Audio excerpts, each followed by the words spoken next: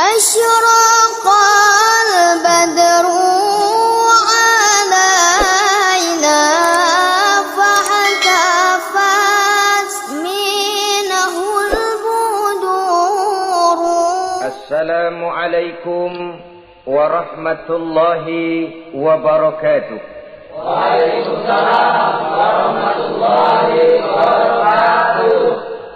بسم الله الرحمن الرحيم. الحمد لله رب العالمين والعاقبة للمتقين ولا عدوان إلا على الظالمين، والصلاة والسلام على أشرف الأنبياء والمرسلين سيدنا ومولانا محمد وعلى آله وأصحابه المجاهدين الطاهرين. أما بعد. Saudara-saudara kaum muslimin rahimakumullah, setiap kita muslim di dalam kehidupan ini selalu ingin dicintai oleh Allah Subhanahu wa ta'ala. Dan tidak seorang pun di antara kita yang hidup ingin dimurkai oleh Allah Subhanahu wa ta'ala. Jangankan lagi dimurkai Allah, dimarahi tetangga saja kita kadang-kadang sudah merasa tidak enak. Padahal bagaimanapun, kalau sekadar dimarahi tetangga, kita masih bisa menghindar, pergi atau pindah ke tempat lain. Tahun depan kita kembali lagi, barangkali sudah bisa berdamai. Tapi jikalau Allah yang murka kepada kita, padahal alam ini adalah miliknya belaka, rasanya kemana lagi langit tempat kita bernaung, dan kemana lagi bumi tempat kita berpijak. Setiap orang ingin dicintai Allah, tapi tidak setiap orang mau melakukan perbuatan-perbuatan yang kalau dikerjakannya Allah akan cinta kepadanya. Dan setiap orang tidak ingin dimurkai Allah, tapi orang kadang-kadang tanpa sadar melakukan perbuatan-perbuatan yang justru dimurkai oleh Allah Subhanahu wa ta'ala. Pada pertemuan kali ini ingin saya sampaikan kepada hadirin satu hadis qudsi, di mana Allah Subhanahu wa ta'ala berfirman melalui lisan Nabi besar Muhammad sallallahu alaihi wasallam, "Uhibbu thalathan wa hubbi li thalathin ashad." Aku cinta, kata Allah, kepada 3 macam golongan manusia, tapi aku lebih cinta lagi kepada yang 3 macam lagi. Jadi ada yang sekedar dicintai Allah, ada yang lebih lagi dicintai oleh Allah Subhanahu wa ta'ala. Siapa mereka? Mari kita ikuti satu persatu isi daripada hadis qudsi ini. Yang pertama, uhibbu ahlas sakha. Aku cinta, kata Allah, kepada orang-orang yang pemurah.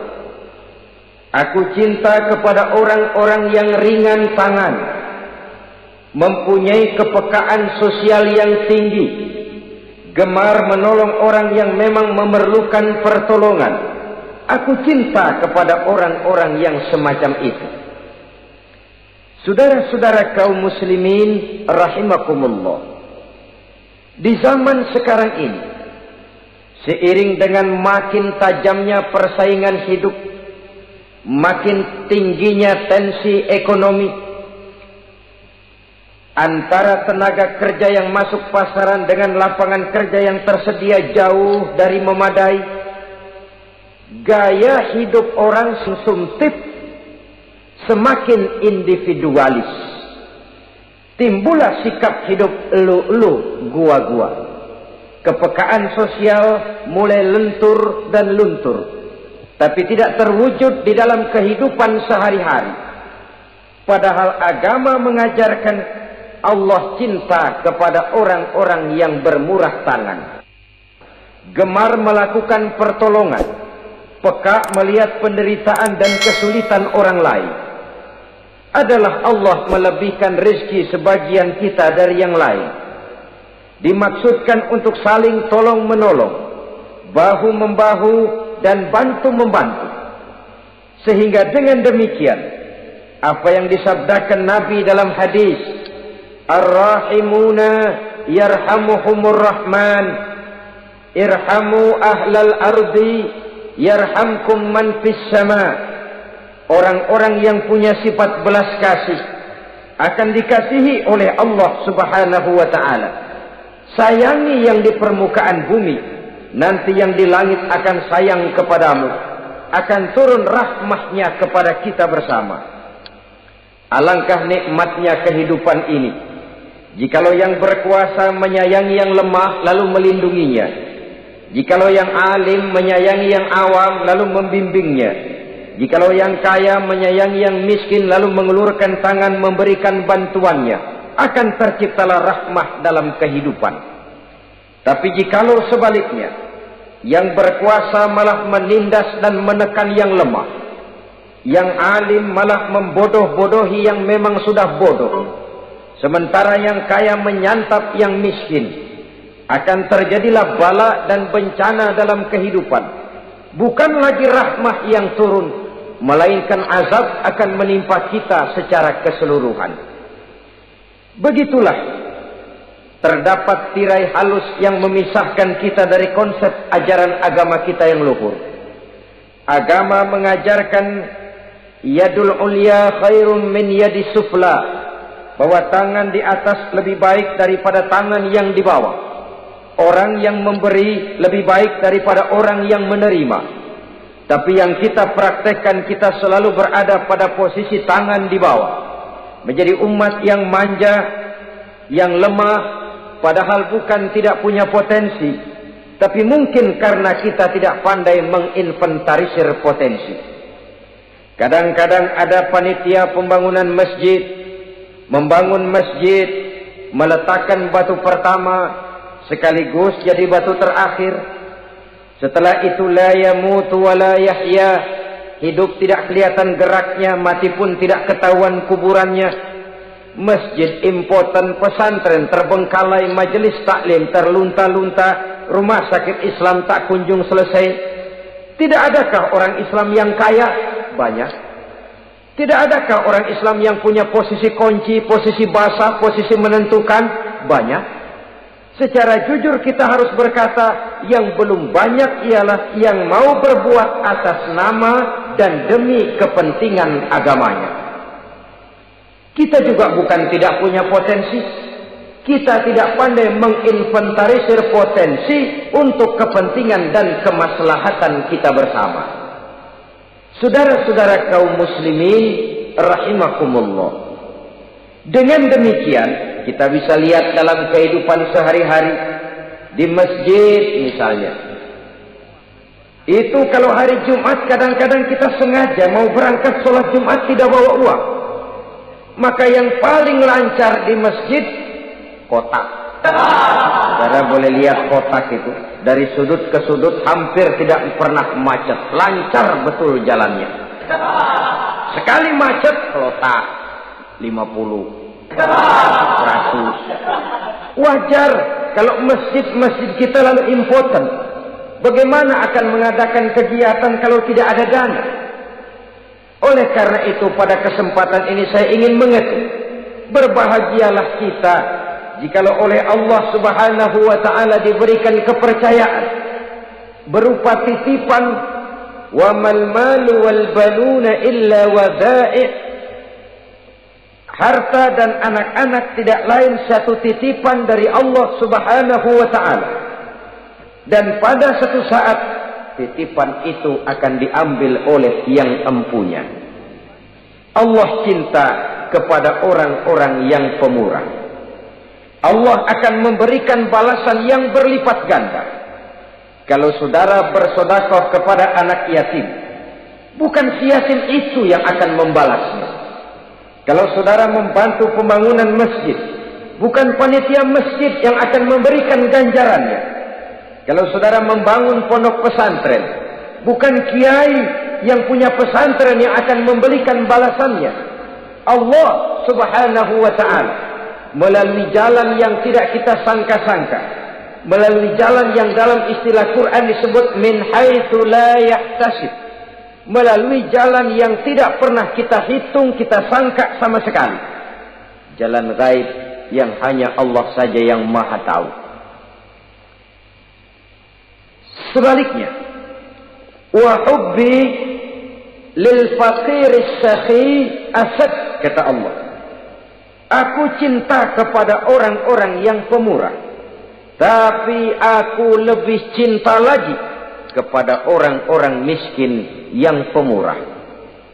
Orang kaya pemurah, Allah cinta.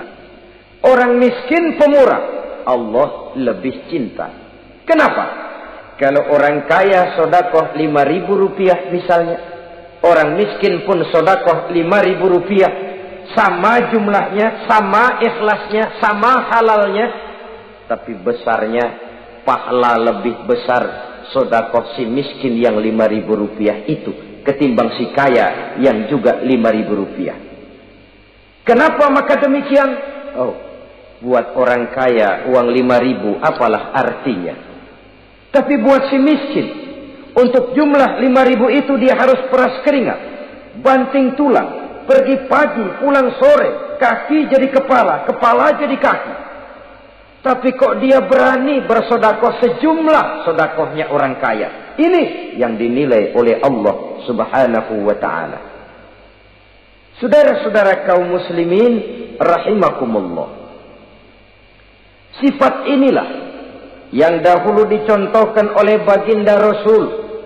Bahkan apa yang beliau sedekahkan kepada orang lain biasanya adalah sesuatu yang lebih baik dari apa yang beliau pakai sendiri. Watak ini yang diikuti oleh generasi sahabat. Kita ambil contoh ketika terjadi perang Tabuk misalnya. Datanglah Sayyidina Abu Bakar Siddiq, membawa seluruh harta bendanya disumbangkan di jalan Allah. Melihat ini Nabi bertanya, hal tarakta li ahlika syai'an ya Abu Bakar? Wahai Abu Bakar, begini banyak harta yang kau infakkan fi sabilillah ini, apakah buat keluargamu sudah kau tinggalkan? Sayyidina Abu Bakar dengan tegak menjawab, taraktu lahumullaha wa rasulahu. Sudah, saya tinggalkan mereka Allah dan Rasulnya. Saya tinggalkan mereka keyakinan, akidah, iman, bahwa kalau kami menolong Allah, menolong agama, Allah akan menolong kami. Bahwa kami tidak akan jadi melarat karena memperjuangkan agama. Bahwa kami tidak akan jatuh miskin kalau harta ini kami belanjakan di jalan Allah. Kami tinggalkan keyakinan itu kepada anak-anak dan istri di rumah. Sementara harta yang ada seluruhnya kami bawa kemari. Keyakinan yang dimiliki oleh Sayyidina Abu Bakar Siddiq di zaman sekarang ini sudah merupakan keyakinan yang sangat langka. Kita belum yakin benar akan kebenaran janji Allah. Sehingga dengan demikian timbullah keraguan-raguan. Apa iya kalau saya belanjakan uang ini di jalan Allah akan ada balasannya? Apa iya kalau uang ini saya gunakan untuk melaksanakan ibadah akan datang balasannya? Padahal dalam hadis qudsi Allah menjanjikan, ana inda zanni abdi bi. Aku ini, kata Allah, bagaimana menurut persangkaan hambaku saja kepadaku. Kalau dia sangka baik, insya Allah baik datangnya. Kalau dia sangka tidak, aku bagaimana menurut sangka hambaku kepadaku. Itulah sebabnya dalam segala hal kita harus husnuzan, berbaik sangka kepada Allah Subhanahu wa ta'ala. Saudara-saudara kaum muslimin rahimakumullah, inilah golongan pertama kekasih Allah, orang-orang yang dicintai Allah, orang-orang yang pemurah, yang sadar bahwa harta hanya sekadar titipan dari Allah Subhanahu wa ta'ala. Dan harta menurut Nabi, apabila sudah kita belanjakan di jalan Allah, dia akan berkata, pertama, kuntu qalilatan fakassartani, jumlahku sebenarnya sedikit, tapi lantaran engkau sedekahkan aku, engkau belanjakan aku di jalan Allah, maka jumlahku jadi banyak. Kau sedekah 1000, dibalas 7000, dikali 10, dikali 100, masih ditambah wallahu yudha'ifu liman yasha. Allah melipat gandakan pahala kebajikan dari orang-orang yang dikehendakinya. Yang kedua, harta itu akan bicara lagi. Kuntu faniyatan fa'abqaitani, aku ini sebenarnya fana, tidak kekal, berubah, relatif dan temporer, sirna oleh pergeseran masa dan pertukaran waktu. Tapi lantaran engkau sedekahkan aku, engkau belanjakan aku di jalan Allah, maka nilaiku jadi kekal, akan mendampingi engkau sampai di hadratullah azza wa jalla di akhirat nanti. Jadi harta yang kita tumpuk-tumpuk, yang kita sangka akan mengekalkan kita sampai tidak akan miskin 7 keturunan, dengan segala macam cara kita tempuh, dia bukan harta yang kekal. Yang kekal yang kita belanjakan di jalan Allah subhanahu wa ta'ala. Itu milik kita yang benar-benar akan kita nikmati. Yang ketiga, harta itu akan berkata lagi, kunta harisi fal'ana sirtu harisaka.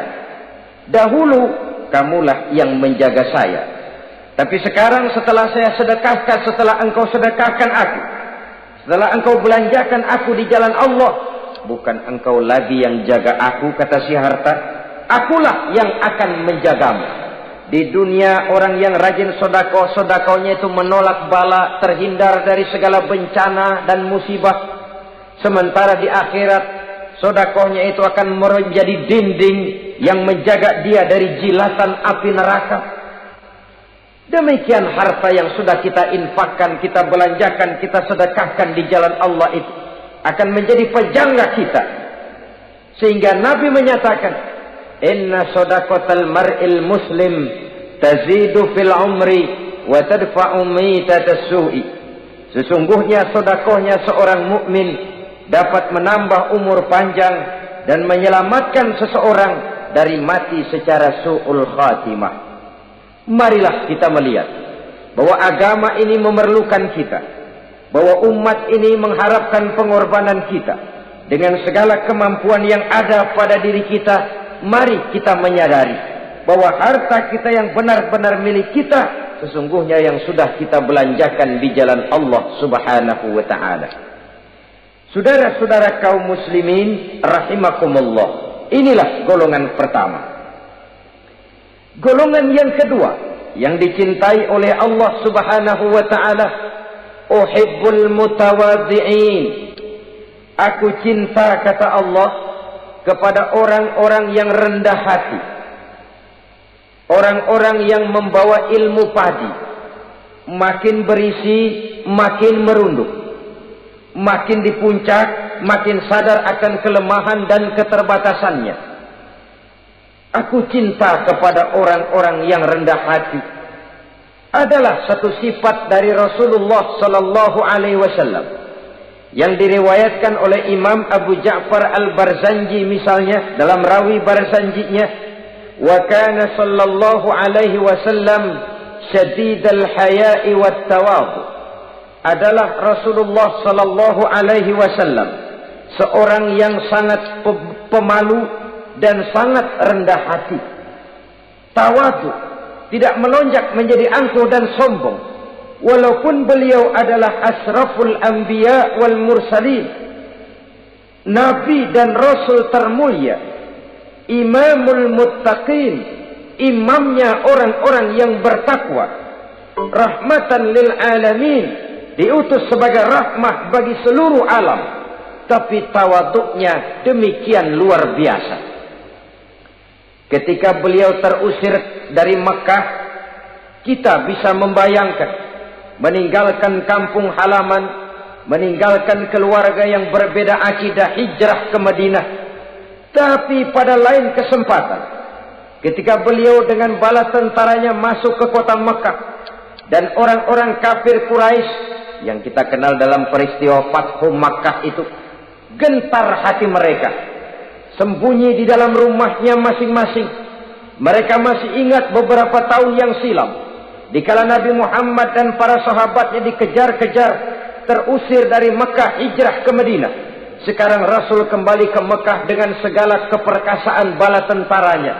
Mereka berpikir, andai kata Muhammad mau saja membalas dendam, habis kita ini, habis, tidak akan tersisa.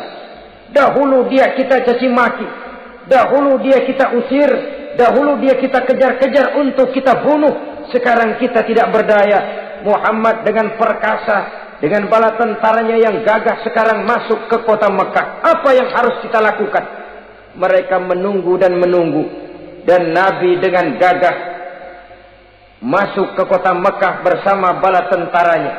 Apa ucapan yang pertama beliau lontarkan? Pembalasan dendam? Tidak.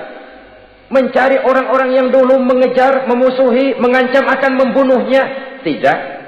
Beliau tidak teriak-teriak, mana itu Abu Jahal, mana itu Abu Lahab, mana itu Abu Sufyan, mana itu dulu orang-orang yang memusuhi saya dan sahabat saya, ayo keluar kalau berani, ha? Tidak. Pidato ucapan pertama yang keluar dari bibir yang mulia itu sungguh di luar perkiraan kufar Quraisy. Apa jawab Nabi? Pidato Nabi, al-yauma yaumul marhamah. Tuan-tuan para Quraisy, tidak usah khawatir. Hari ini adalah hari yang penuh kasih sayang. Saya masuk ke kota Makkah semata-mata untuk menunaikan ibadah. Tidak akan ada balas dendam. Tidak akan ada pertumpahan darah. Siapa yang masuk ke Masjidil Haram dia aman. Siapa yang masuk ke Masjidil Haram dia tenang, tidak akan diganggu barang sedikit pun. Bersih hatinya dari balas dendam. Tidak ada watak untuk menunjukkan kepongahan pada beliau berada di puncak kejayaan. Tidak. Ini yang disebut sadidul haya wat tawadhu. Sangat rendah hati. Tidak melonjak menjadi angkuh dan sombong lantaran keberhasilan yang pernah dicapainya. Uhibbul mutawadhi'in. Aku cinta kepada orang-orang yang rendah hati. Makin berkuasa, makin rendah hati. Makin berilmu, makin rendah hati. Makin kaya, makin tawadhu. Wa hubbi lil ghaniyil mutawadhi asyad. Tetapi kata Allah, aku lebih cinta lagi kepada orang-orang kaya yang rendah hati. Orang miskin tidak sombong, Allah cinta. Orang kaya tidak sombong, Allah lebih cinta. Sebabnya apa? Rasa-rasanya kalau ada orang miskin tidak sombong, memang sudah harusnya. Tapi kalau ada orang kaya, apa saja dia punya. Kebunnya ada di mana-mana, kendaraannya sejumlah keluarganya, uangnya, depositonya ada di berbagai bank, pabriknya banyak. Apa saja dia punya, tapi tidak sombong, tawadhu. Ini yang lebih dicintai oleh Allah Subhanahu wa ta'ala. Saudara-saudara kaum muslimin rahimakumullah. Oleh karenanya, hadis qudsi ini menanamkan kesadaran kepada kita bersama bahwa yang pantas untuk sombong hakikatnya cuma Allah saja. Itu sebabnya salah satu asmaul husna Allah disebut al-mutakabbir. Kalau Allah sombong, wajar, karena memang tidak ada Tuhan lain selain Allah. Alam dan seluruh isinya adalah miliknya belaka. Tidak ada satupun yang bisa mengklaim. Al-mutakabbir huwallah. Yang pantas sombong hanya Allah Subhanahu wa ta'ala. Saudara-saudara kaum muslimin rahimakumullah. Yang ketiga, orang yang dicintai oleh Allah Subhanahu wa ta'ala, uhibbut taibin. Aku cinta kepada orang-orang yang bertaubat. Kepada orang-orang yang apabila berbuat kesalahan, dia segera sadar, dijadikannya kesalahan itu sebagai satu pelajaran untuk tidak diulanginya lagi pada masa yang akan datang. Adalah lebih baik kita mulai dari kertas yang kelabu, hitam sekalipun, kalau akhirnya akan menjadi lembaran-lembaran yang putih, ketimbang kita mulai dengan lembaran yang putih, kalau akan ditutup dengan lembaran-lembaran hitam noda yang tidak berhapus. Allah Subhanahu wa ta'ala Maha Pengampun, Pengasih dan Penyayang. Ia akan memaafkan segala perbuatan yang bersifat salah dari hamba-hambanya, asalkan tidak diulanginya lagi. Manusialah yang sering kejam, membiarkan dirinya larut dan hanyut diseret arus dosa. Ia sadar itu satu kesalahan, tapi tidak berupaya untuk menyelamatkan dirinya sendiri. Apakah itu berupa yang namanya judi, minuman keras, menipu orang lain, durhaka kepada kedua orang tua, jahat kepada tetangga, suka memfitnah orang lain. Dibiarkan dirinya hanyut di dalam lembah dosa tanpa upaya penyelamatan sama sekali. Atau kadang-kadang mengulur waktu. Nanti saja sudah tua-tuaan taubatnya. Padahal waktu tidak pernah main-main. Uhibbut taibin, aku cinta kepada orang-orang yang mau bertaubat. Wa hubbi lisyabit taib asad, tapi aku lebih cinta lagi kepada orang-orang muda yang mau bertaubat. Apabila orang tua bertaubat, Allah cinta. Anak muda bertaubat, Allah lebih cinta. Dalam usia mudanya, di mana darah masih mengalir dengan panas, sejuta khayal dan keinginan masih bersemi di dalam benaknya, dia sanggup blokir semua itu, disalurkannya di jalan Allah. Allah cinta sekali kepada orang-orang semacam itu.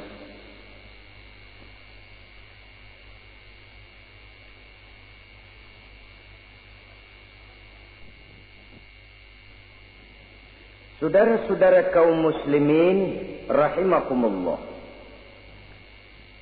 kalau tadi sudah saya jelaskan 3 golongan orang-orang yang dicintai Allah, yakni para kekasih Allah. Orang-orang yang pemurah, gemar memberikan pertolongan. Kemudian yang kedua, orang-orang yang rendah hati.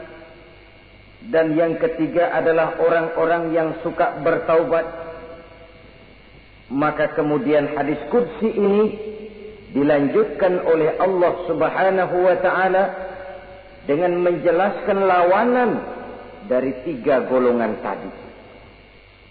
Kalau 3 golongan tadi adalah orang-orang yang dicintai Allah, maka 3 golongan yang berikutnya adalah mereka yang dibenci, dimurkai oleh Allah Subhanahu wa ta'ala.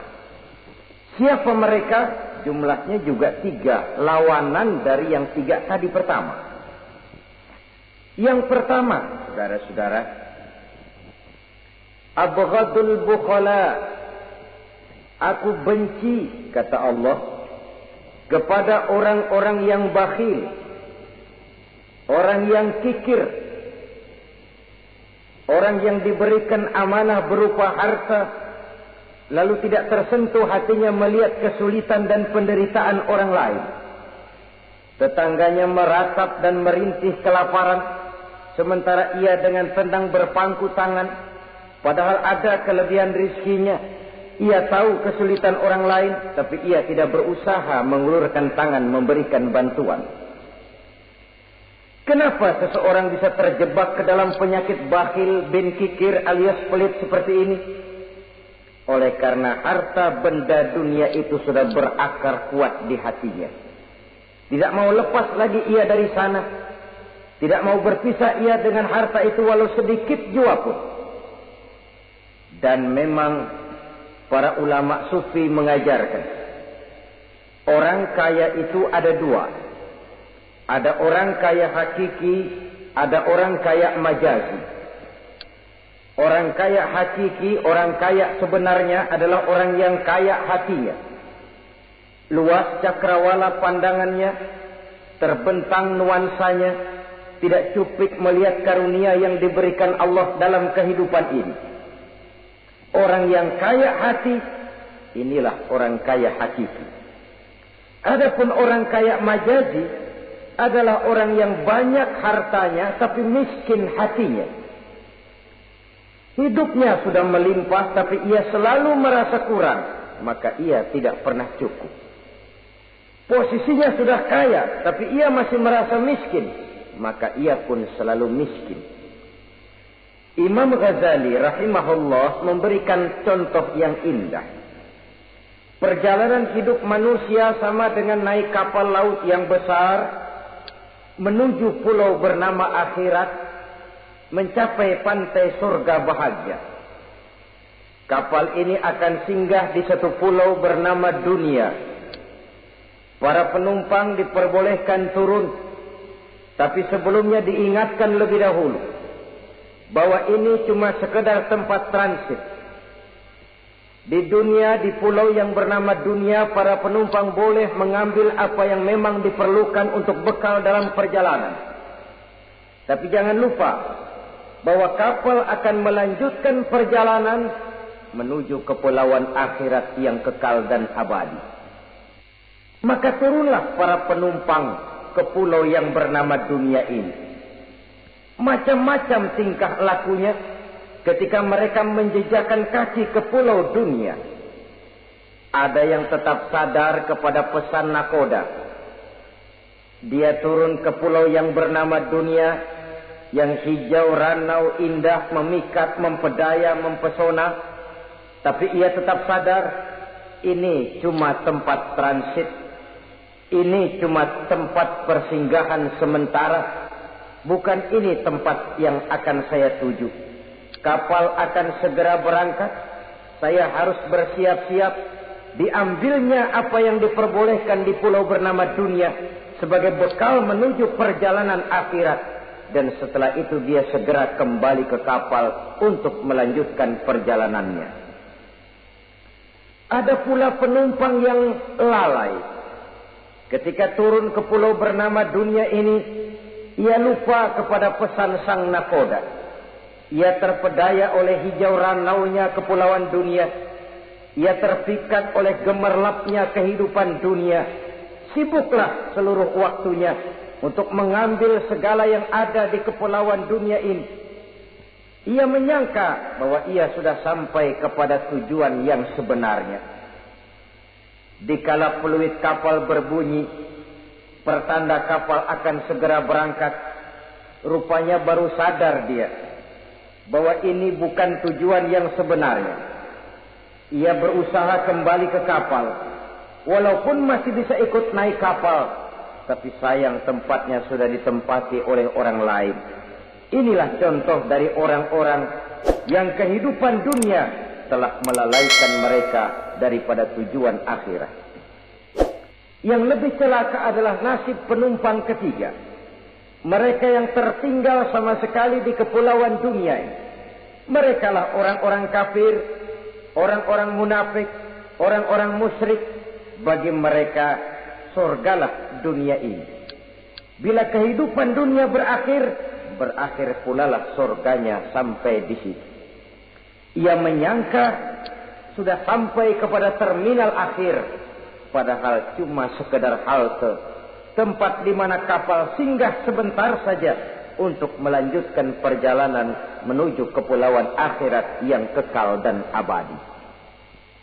Saudara-saudara kaum muslimin rahimakumullah, orang-orang yang sadar bahwa dunia cuma sekedar satu tempat transit, maka kesadaran itu menggugah dia kepada keyakinan terhadap kalimat inna lillahi wa inna ilaihi raji'un. Segalanya datang dari Allah, segalanya akan kembali kepada Allah. Tidak ada yang dibawanya saat ia terlahir ke alam dunia ini, dan tidak akan ada yang dibawanya kembali saat ia keluar meninggalkan alam dunia ini, kecuali iman dan amal soleh yang dikerjakannya di dalam kehidupan kita. Bukan bakhil yang menyebabkan orang cepat jadi kaya. Bukan pemurah yang menyebabkan orang jatuh miskin dan bangkrut. Tetapi kesadaran bahwa segalanya datang dari Allah, segalanya akan kembali kepada Allah, akan membuat kita walaupun memiliki harta dan benda, tapi ia tidak berurat dan berakar di dalam hati. Abghadul bukhala, kata Allah, aku benci kepada orang-orang yang bakhil. Kadang-kadang jangankan untuk orang lain, untuk kepentingan agama, dirinya sendiri saja tidak bisa menikmati kekayaannya. Kaya dia sebenarnya, tapi dia tidak sadar akan kekayaannya. Lebih celaka lagi, dia tidak tahu untuk apa kekayaan itu akan dipergunakan. Lahirnya mazhab materialisme, hidup serba cukup, serba ada, seperti yang kita lihat di negara-negara yang makmur, di Eropa bagian barat misalnya. Keluarga-keluarga jet set yang akhirnya bingung karena kebanyakan harta. Kalau kita di timur umumnya bingung karena tidak punya harta. Di sana orang bingung karena kebanyakan harta, mau diapakan harta itu. Akhirnya timbullah gaya hidup yang aneh-aneh. Membentuk klub-klub nudis terlepas dari pergaulan dunia ramai. Bergerombol tidur di goa-goa. Padahal rumahnya macam istana. Kamarnya 37, ada kolam renang, ruangan ber-AC. Kemana pergi mobil sejumlah keluarga. Dari merek-merek yang mewah, keluaran mutaakhir. Tidak puas mobil, punya kapal pesiar, kapal laut. Tidak cukup kapal laut, punya kapal pesawat terbang pribadi. Apa yang dimau, uangnya bisa bicara. Tapi akhirnya lalu sampai kepada titik jenuh. Sampai kepada yang namanya frozen emotional attitude. Dan sikap bakhil inilah yang pada akhirnya mendorong seseorang untuk sampai kepada tingkat yang disebut tamak, rakus, serakah. Dan mental semacam ini tidak hanya membahayakan bagi pribadi yang punya watak, tapi juga bagi lingkungan, bagi masyarakat, bahkan dalam skopnya yang luas, bagi pertumbuhan suatu bangsa, bagi pertumbuhan suatu negara. Sikap-sikap tamak, rakus, serakah, mau menang sendiri, mau kuasa sendiri, mau basah sendiri, mau kaya sendiri, persetan dengan orang lain, adalah sikap-sikap yang tidak saja bertentangan dengan ajaran agama kita, tapi juga bertentangan dengan falsafat dasar kehidupan bangsa kita, yakni Pancasila. Saudara-saudara kaum muslimin rahimakumullah. Lawanannya kemudian Allah menyatakan, wa bughdi lil ghaniyil bakhil asyad. Aku benci kepada orang yang bakhil, tapi aku lebih benci lagi kepada orang-orang kaya yang bakhil.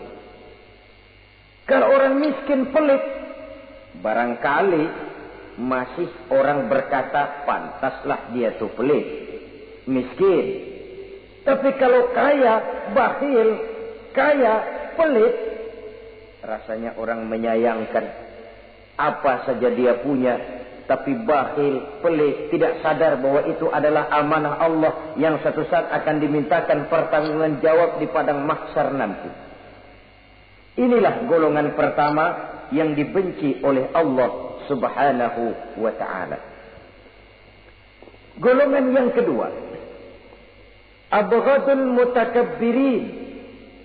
Aku benci kepada orang-orang yang sombong. Baik sombong oleh karena kekuasaan, kekuatan, wewenang, jabatan. Baik sombong oleh karena ilmu pengetahuan, skill, keahlian, kemampuan. Baik sombong oleh karena harta benda dan kekayaan. Sombong dalam segala bentuknya tidak disenangi oleh Allah Subhanahu wa ta'ala. Inilah yang saya maksud tadi dengan membawa ilmu padi seharusnya. Semakin berisi, semakin merunduk.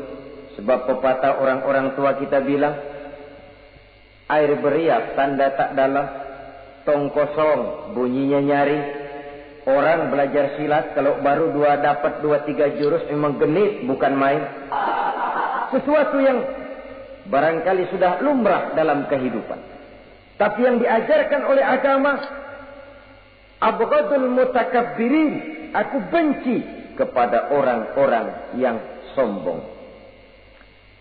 Al-Quran syarat dengan contoh-contoh baik dari perjalanan sejarah, baik dari perjalanan hidup para nabi dan para rasul.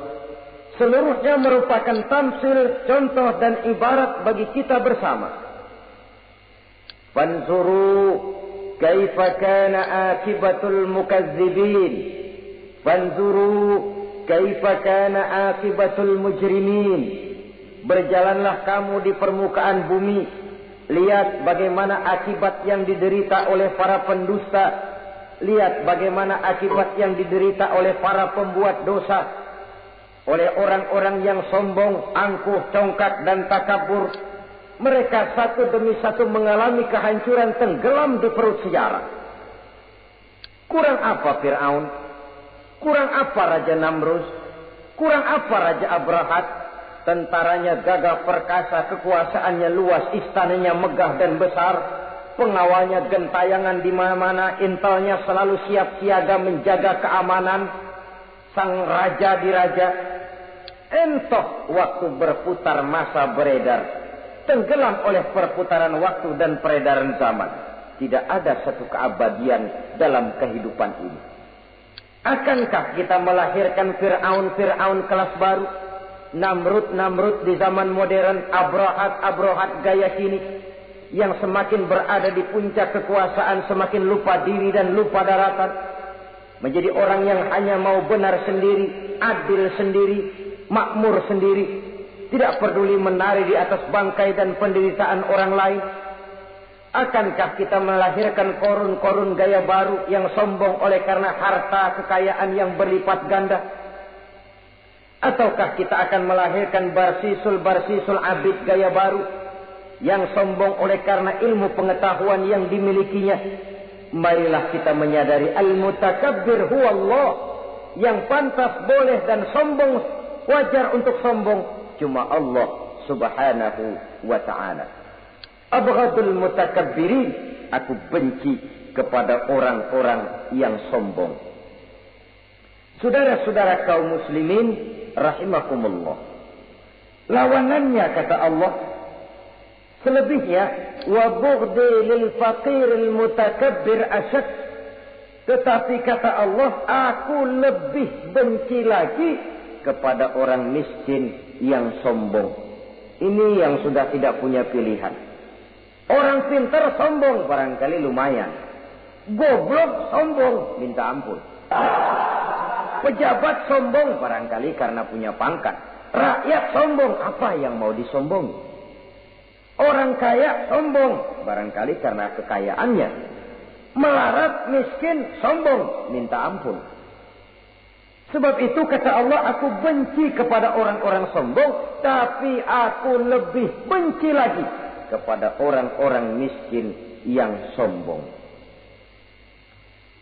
Hadis qudsi ini tentu saja memberikan satu kesadaran rohani yang paling dalam pada kehidupan kita setiap pribadi muslim, bahwa kita sejauh yang bisa kita lakukan hanyalah berusaha berbuat.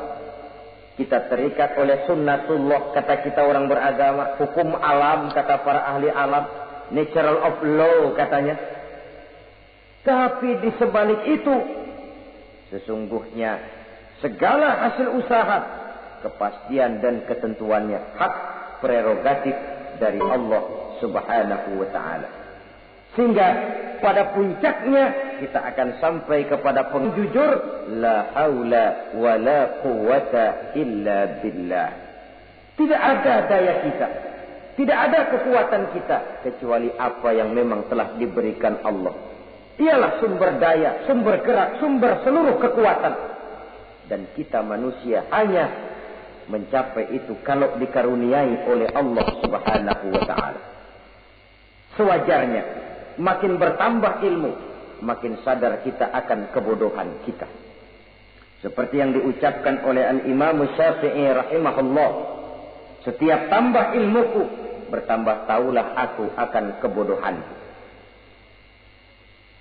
Sewajarnya, semakin bertambah harta kita, semakin sadar kita akan kemiskinan kita.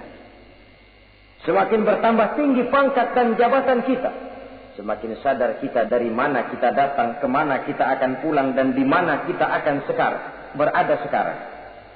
Dengan kata lain, ilmu itu, harta itu, pangkat dan kedudukan itu sesuatu yang perlu dan perlu. Tapi bukan sebagai tujuan. Semuanya cuma sekedar alat. Tujuannya apa? Jangka panjang di akhirat untuk mencapai ridho Allah. Jangka pendek di dunia ini harus menjadi rahmatan lil alamin. Bagaimana ilmu itu jadi rahmah bagi lingkungan? Bagaimana kekuasaan itu jadi rahmah bagi lingkungan? Bagaimana harta itu jadi rahmah bagi lingkungan? Berfungsi sosial untuk kebersamaan di dalam kehidupan ini. Saudara-saudara kaum muslimin rahimakumullah. Inilah golongan kedua yang dimurkai oleh Allah Subhanahu wa ta'ala. Golongan yang ketiga, abghadul fasad. Aku benci, kata Allah, kepada orang-orang yang berhati keras, berhati batu, tidak mempan nasihat, baik nasihat itu datang dari Allah, baik nasihat itu datang dari orang lain, baik nasihat itu datang dari dalam dirinya sendiri, atau bernasihat yang dipandangnya, yang dilihatnya dalam segala gerak kehidupan. Satu hari bahkan beberapa sahabat pernah menghadap Rasulullah sallallahu alaihi wasallam. Ya Rasul, jikalau sekarang ini kami nyaris tidak punya problem, artinya semua problem kami tuntas, sedikit kami bingung, Tuanlah tempat kami bertanya. Kami tidak mengerti hukum, Tuan tempat kami meminta fatwa. Kami ingin mendapat petunjuk, kepada Tuan kami mengadu.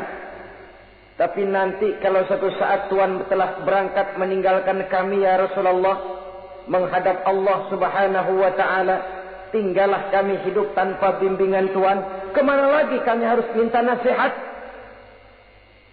Baginda Rasul senyum. Kemudian beliau menjawab, taraktu lakum nasihataini. Kamu tidak usah khawatir.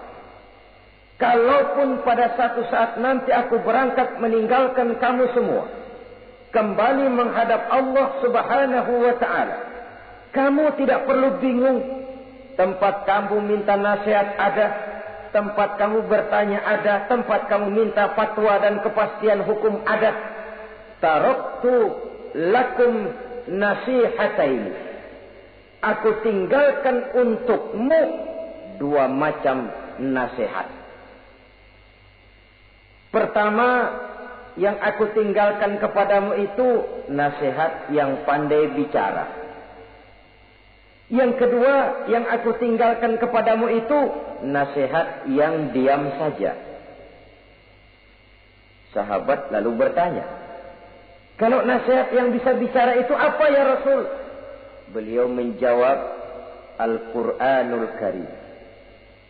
6.666 ayat, 30 juz, 114 surah, seluruhnya nasihat bagi umat Islam. Apapun yang akan kau kerjakan, kemanapun kau akan pergi, bertanyalah kepada Al-Quran, minta nasihatnya. Bertanya langsung? Tentu tidak. Bertanya kepada Al-Quran artinya fas'alu ahla dzikri in kuntum la ta'lamun. Jikalau kamu memang tidak mengerti, bertanyalah kepada yang mengerti. Yang mengerti Al-Quran tentu tidak lain para ulama, para kiai, para asatiz, guru-guru yang mengasuh kita di majelis ta'lim. Nasihat yang pandai bicara, Al-Quranul Karim. Kemanapun saja kaki akan kita langkahkan, ke arah manapun bumi yang akan kita tuju, mintalah lebih dahulu nasihat Al-Quranul Karim. Usaha apapun yang akan kita lakukan, mintalah nasihat kepadanya. Itu nasihat yang pandai bicara. Lalu sahabat bertanya lagi, kalau nasihat yang diam saja itu apa ya Rasul? Beliau menjawab, nasihat yang diam saja itu maut. Diam saja dia, tidak bicara, tapi pasti datangnya. Dan itu jadi nasihat. Kalau sekarang kau menyolatkan orang lain, apa tidak mungkin besok kau disolatkan orang? Kalau hari ini kau antar jenazah temanmu ke liang lahat, entah tahun depan, bulan depan, minggu depan, entah 5-10 tahun yang akan datang, bukankah kau yang akan diantar ke liang lahat? Kau tengoklah temanmu itu. Matanya masih ada, tapi sudah tidak sanggup lagi melihat. Jangankan melihat, digerakkan saja pun sudah tidak bisa. Telinganya belum kemana-mana, tapi sudah tidak mampu lagi mendengar. Kakinya masih cukup, tapi sudah tidak mampu untuk dipakai berjalan. Tangannya masih ada, tapi tidak ada lagi yang bisa dipegangnya. Apa yang kurang kalau sudah demikian? Kau tumpuk harta kekayaan untuk 7 turunan, kau sangka kau tidak akan mati karena itu. Kau ingin selalu berada di puncak, padahal hidup ini mendaki dan menurun. Ini seluruhnya merupakan nasihat. Orang yang hatinya keras tidak mempan nasihat yang datang dari Allah, Quran dan maut.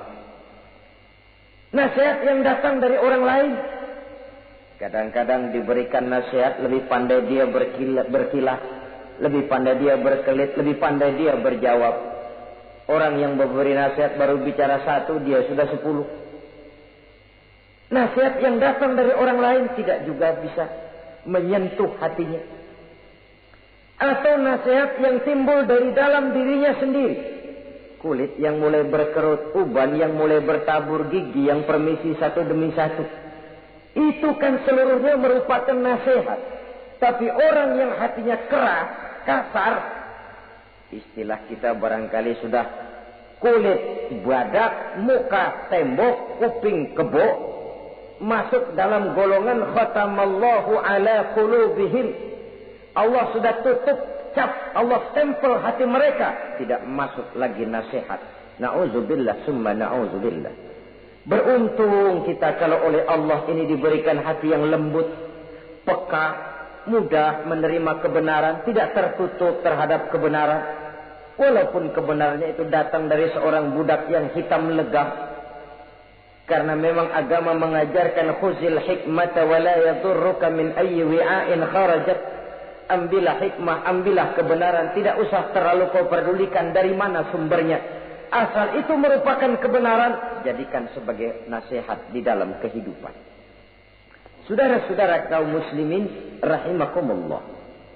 Rugi dan celaka kita kalau sampai diberikan hati yang keras, kasar, masuk dalam qaswatul qalbi, hati yang kasar, keras, tidak mempan nasihat apapun. Kalau kadang-kadang masuk telinga kanan, keluar lagi telinga kiri, tidak pernah singgah di lubuk hatinya walau sebentar sekalipun, tidak pernah transit, atau kalaupun transit seperti air di daun talas, mudah bergoyah ke kiri dan ke kanan. Allah benci kepada orang-orang yang hatinya keras. Selanjutnya, wa bughdhi lisaykhil fasik asad. Tapi kata Allah, aku lebih benci lagi kepada orang tua yang hatinya keras. Tua-tua keladi katanya, makin tua makin menjadi. Kalau ada anak muda bandel, nakal, setidaknya orang masih punya harapan. Masih ada orang berkata, ya doain aja dah, mudah-mudahan dia makin dewasa, makin lurus jalan hidupnya, makin benar langkahnya, makin sadar rasa keagamaannya.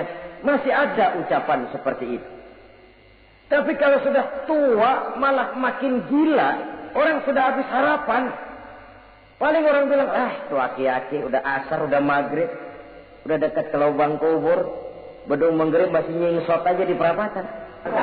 Saudara-saudara kaum muslimin, habis rasanya harapan orang.